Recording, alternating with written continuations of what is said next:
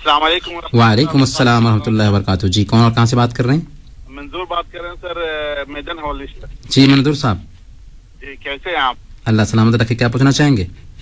पूछना चाहते थे ये सर, जो मेरे घर के अंदर ना वो छिपकली बोलते हैं ना, गिरगिट्टी बहुत सा है सर।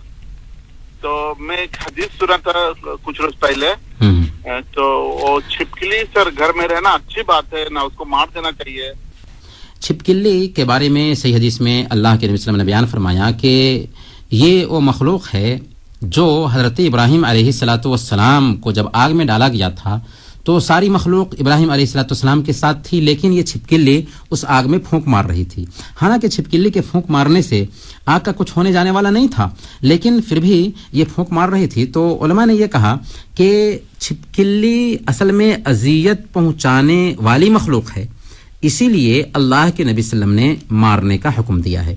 बल्कि हदीस के अंदर इस बात की भी सराहत की गई है कि अगर उसको पहली मार में मार दिया जाए तो ज़्यादा सवाब मिलेगा, दूसरी मार में मारा जाए तो उससे कम, और तीसरी मार में मारा जाए तो उससे कम सवाब मिलेगा।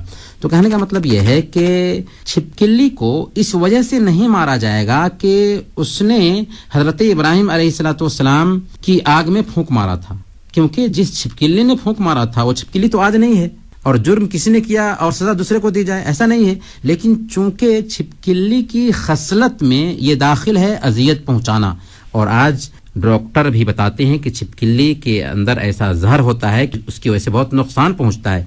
इस नाहिया से हमारी शरीयत ये कहती है कि छिपकली को देखें तो हम मार दें, और इसमें सवाब भी मिलेगा।